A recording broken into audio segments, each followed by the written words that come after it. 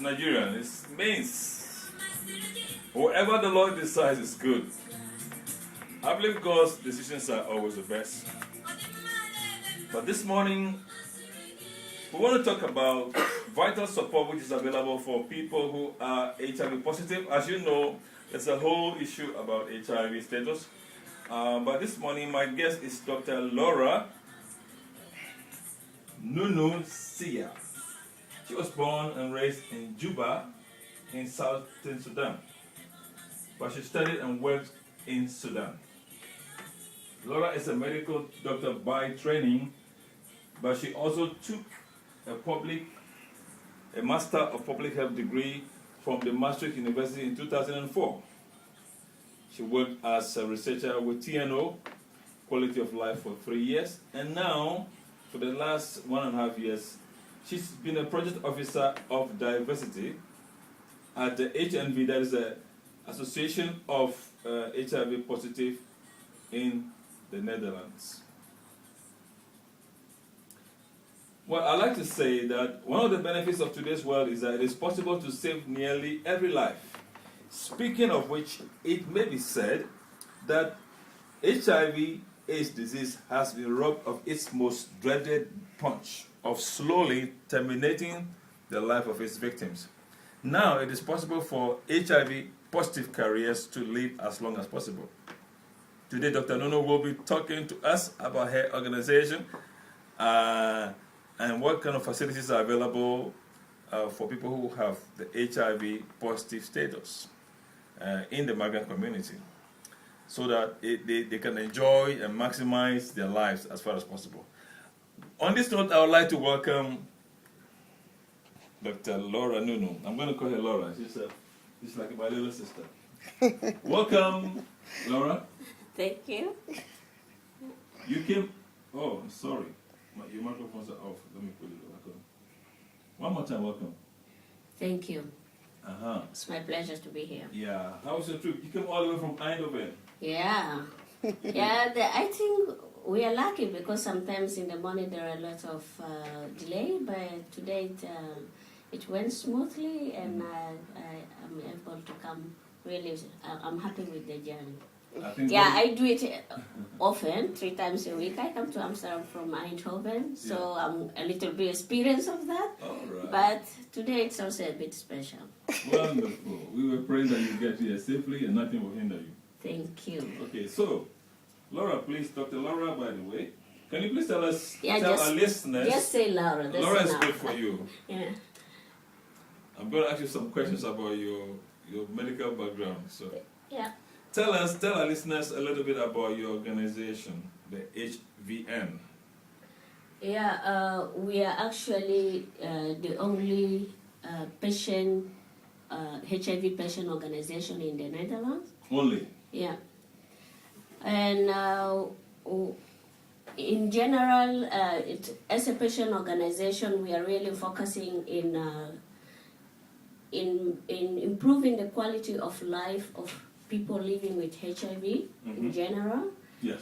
And in that aspect, there are a lot of things that fall within the aspect of quality of life, because if you ask what is quality of life, everybody's sense of quality of life is different, but there are main themes of quality of life. As long as you are able to have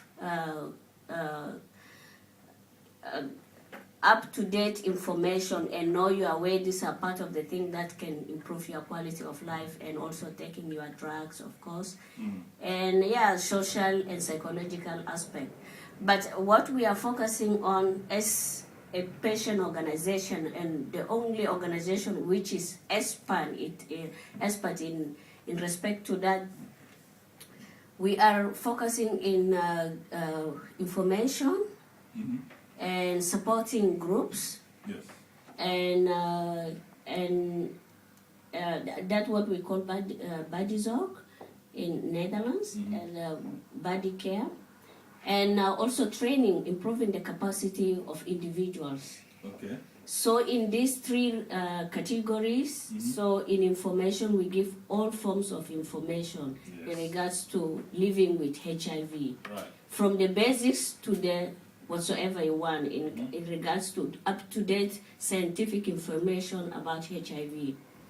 Okay. And it's also this information in every form, in whether it's digital or written in flyers or pamphlets or whatsoever. Yeah. And also we have service line where you can call directly anonymously. Yeah. And explain your situation, whether you are angry or you want to find somebody you can speak to, or you want to know information you don't know, you can call that line. Okay. And also you can visit the website. In regards to the website is mainly at this moment with all the information in Dutch. Okay. But we are working to make it multilinguistic. Okay. Well, you can hold it there. We're going to get back to some of those questions. Okay. Some of those aspects. You completed your medical degree in Sudan. Yes, that's right. And then in 2004, you completed a master's in public health at Maastricht University. Yeah. When did you complete your MD degree in Sudan? Which year was that? MD? Okay. It's I started from 1994. It's 6 years study from 1994 till 2000. Yeah. And from 2000 till 2003, 2003 I was working as a medical doctor. Oh, okay. Now, so I also practice. I think you all say training, but I do also practice medicine. So yes. I was wondering. Now, what is the connection between the two disciplines? There are public health and then general practice. I think they're not the same. But tell us the connection or the difference between the two. Yeah, it's a very great connection between the two. Actually, public health is, before it was not recognized that it's a great field that can bring a lot to medicine. But I think since 2 decades or maybe at least 10 years ago, it's been recognized. It's one of the essential core discipline that you really need to have when practicing medicine. Why is that? Because it has all the holistic aspect of medicine. Health is not, if you see the definition of health, health is not about being ill. It involves everything from social aspect and social well-being, psychological well-being, spiritual well-being. It's all part of being healthy in that aspect. So you see, when you with public health, these different disciplines are brought together in regards to the difference is that public health look at community as large or as population, and medicine is more or less focused at individual level. But at the community level, communities are made of individual, of course, and in that aspect they look at the psychosocial aspect of health in general. Okay, wonderful. I'm glad you did explain that. But let's now go further. How did you end up working for the HNV organization? Well, that was quite simple. I ended up working with HIV Association because after working with TNO is a kind of research institute. It's a scientific applied institute for research. Sometimes in life, when you do something, you find out that you are missing something. When I was a researcher, I was happy with my job. But the TNO? Yeah, I was happy doing research, but at the same time, I miss individual stories. I miss my patient in a way. Yeah. So when I got the opportunity to work with HIV Association, so it's a kind of position where I do both. I can still speak of individuals as well as of population of HIV positive individuals. Okay. I just want to, I will get back to a bit of your experience and your like and dislike in what you're doing right now. But you didn't tell us, okay, so you ended up with the HIV organization because you answer that question again. I ended up with HIV organization because I've been in the field and I wanted to work more with HIV positive individuals. Okay, super. Now, are there any important facts you would like to share with our listeners? That is the migrant community about the situation with HIV status. Is it improving? You mean in the Netherlands? Yeah, and let's say within the migrant community. I mean, like the number of HIV positive people you see. What's the situation? What are the facts? What are the figures? Is it growing or is it growing down? Is it the same? Yeah, I think we should say we are lucky that the HIV number in migrant community and specifically in sub-Saharan, from the last data of HIV monitoring, it is reducing. And by how much? Well, I can't pick a figure, but I know it's reducing, but I don't have the figure on my head. But actually, what that report say was that before 40% of HIV positive individuals living in the Netherlands who knows their HIV status are actually not born here. So in that case, they are migrant. But we have also other big group of HIV positive native Dutch, and that are the homosexual men. But in regard to heterosexual in general, sub-Saharan is the biggest number. But from the last data from HIV monitoring, it shows that the number of sub-Saharan are getting less, but there are a lot of explanation around that. How much less? Well, that part I cannot tell you. I knew it's less, but I don't know by how much I am. Okay. And the number of homosexuals with HIV has increased. Oh. And there are a lot of explanation around that, why less and why increase. Yeah, tell us. Well, partly it could be due to, most migrants are not maybe coming to the Netherlands, or sub-Saharan, due to migration regulation, maybe most sub-Saharan African are not, they are not coming to the Netherlands, that's why the number drop, or could be that also they are not active coming to test. And for the homosexual, it could be also more homosexuals are flashing into the Netherlands. That's why the number increase. Or also there is a possibility there is new infections increasing among that group. Yes. But the reality into the depth, I don't have a lot of clue on that. Okay, so I guess that. But there are a lot of informations around that, and there are a lot of ideas how or explanation why the number of certain group are increasing. The other is increasing. Okay, so that is still a subject of research, I suppose. Yeah. Okay, there's no conclusive information yet. So it's an indication for further research. Okay, super. Now, there has been a stigma problem around this HIV status. Now, I want you to tell us: is that still a problem now? It is. At least in the migrant community. Yeah, it is. It's during my work, I've done a little bit of research on that, and also a lot of researches has been done which indicate migrants are still facing a lot of stigma in regards to HIV status. And it's if you look at migrant in general, you can divide migrant into three groups according to my perspective. Okay.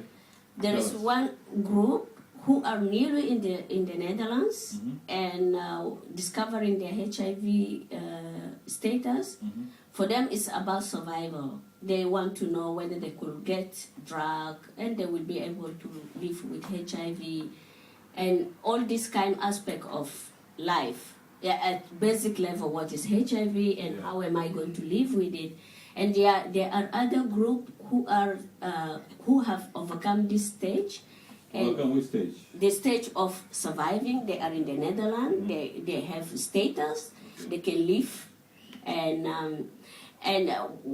for them is finding a place for HIV in their life. How to live with it. How to live positively with your HIV. And the third group are the group who have already undergone this and they are now prospering to look for their future. They want to be productive and they want to be able to help their family and be productive to the society irrespective of having this chronic illness. So in this group you have, and also when I look, of course, sometimes stigma happen everywhere in regards whether you are HIV positive or whether you are obese or whether you have other thing, you are disabled. There is always HIV, there is always stigma and discrimination, but it depends on how you react into it. So in regards to HIV positive migrant in the Netherlands, I think they don't have enough skills on how to handle stigma. At the same time, I'm not dismissing the case that population don't have to be educated about discrimination. So to me, it goes both ways, that the individual are skilled to be able to handle stigma when it occurs, and at the same time the population have to be educated on how to deal with stigma. Yeah, not to stigmatize individuals. Yes. Yeah. Well, ladies and gentlemen, we're discussing this, our vital support for the HIV positive in the migrant community. If you have a question or remark for our guest, Dr. Laura Nunu, SIA, that's the full name, please give us a call on 027371619. We're proceeding with this discussion, but feel free to give us a call. Okay, now the stigma problem is an issue. So do you have a way of, let's say, helping people who are grappling with this situation? I mean, the stigma that they are facing in society because they have an HIV positive status. Of course, in the Netherlands, all regulations and all the the laws that goes against stigma. If you are really able to prove that you are stigmatized because of your HIV, that could be a case that you can go with further. But of course, you really have to get with the evidence that you are stigmatized. Mostly, what are the stigmas that are happening are at workplace. People are not sometimes higher, but of course, your employer will not tell you that I didn't hire you because you are HIV, but they will bring. But is there any way somebody's status can show up on your CV? Are you supposed to state something like that on your CV? Or these days they require medical examination before you get a job? Well, that's the problem, because if your job requires that you have to go under certain medical examination, that could be a concern, but actually it's not a must that you have to mention your HIV status. And maybe the suspicion will come when you are asked to do certain tests and you didn't want to, then there are a lot of things can happen around that place, that area, but if you are able to prove that, that could be a case you can go along with. Okay. Well, of course, nobody, the HIV status is not a nice thing. Some people got it not because they chose to get it, because they were infected accidentally and stuff like that. And for people like that, of course, we are sympathetic, and they have to, of course, live with it and get on with their lives. But when added to that, they get discriminated against, that gets painful enough. So I think the stigma issue should be somehow maybe taken seriously, so that those with this status can be helped, counseled, or enabled to function optimally or normally in society. Yeah, the issue of HIV in general is it's dominantly sexually transmitted disease. Okay. There are other ways of getting HIV, but the dominant route of infection is sexually. Okay. That's why people really stigmatize, because when they heard or they know that you are HIV positive, they are also thinking that maybe you have a kind of rough life, and that's not true. But the fact is that whatsoever rough or smooth or whatsoever, the truth is that HIV can happen to everybody. It's not about how the infection happened, but it's how to go on with it and how to help this individual live with it, or not stigmatizing individual. Okay, if you look of all other also aspect of other chronic diseases like obesity or diabetic or whatsoever, these guys have also been eating a lot, if we want to discriminate them, which is part of the discrimination. Then you are looked at as somebody who is careless, who is not able to, but at the end of the day, there are a lot of underneath things which happen to the stage of where you are.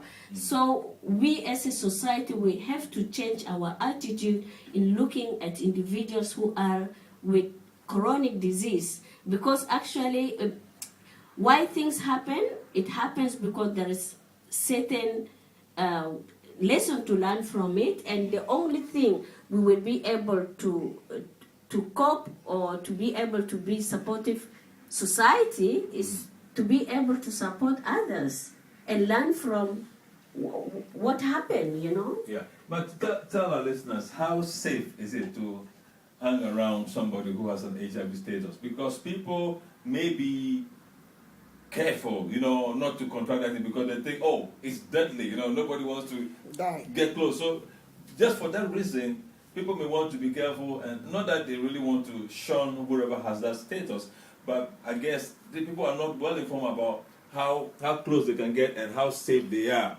in the environment of somebody who has an HIV status. Do you understand my question? You mean individuals who are HIV negative? Yeah, I mean, and those who do not have, I mean, how safe can they feel HIV, if they are in a neighborhood or close to somebody, sit next to somebody, or you share the same, you eat together, or you play together? Do you have any risk of contracting HIV? And that's why you have to be careful? Because if you can clear this up, people will be a bit more open to you know, getting along with people who have the status. Yeah, that's the myth. That's what we call break the myth. The myth for us then. That's the myth of people thinking of HIV positive individual. HIV positive individuals are like any other person, except that they are carrying the virus in their blood. In their blood? Yeah. Not on their hands? No. Not on your face? No, completely if no. somebody gave you a peck on your Nothing.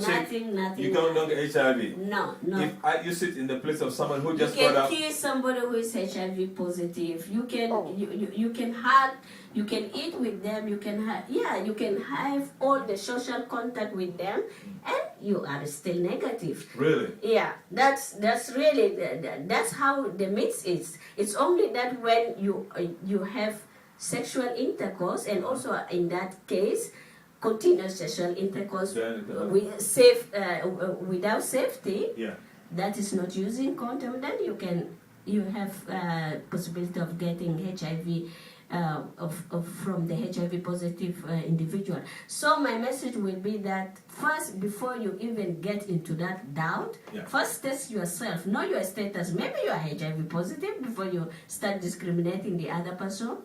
So one message I would say is it's really good to know your status before you start getting scared. And if you know you are HIV negative, start living negative. And above that, there is good news actually for modern men now. There is. Good news. The good news is that HIV treatment is also partly playing prevention. It means that when you are HIV positive and you are on treatment, then you are not infectious. You cannot infect another person. Yeah, that's good news. So you mean if somebody who is HIV positive and is undergoing treatment has sexual relation with somebody else who is negative, that person who is negative cannot be infected? Is that what you're saying? Yeah, that is what I'm saying. But I'm not, let me also underline this. I'm not encouraging that people should not use condom, because, people will say, well, you know what? Now HIV has treatment, you can take drug and you are not infectious, then people will start, taking risk. So what I'm saying is that is a good news, but still the fight is ahead of us. The fight is ahead. Yeah. So on that note, we'll take a short break. Listeners, give us a call on 020 737 1619.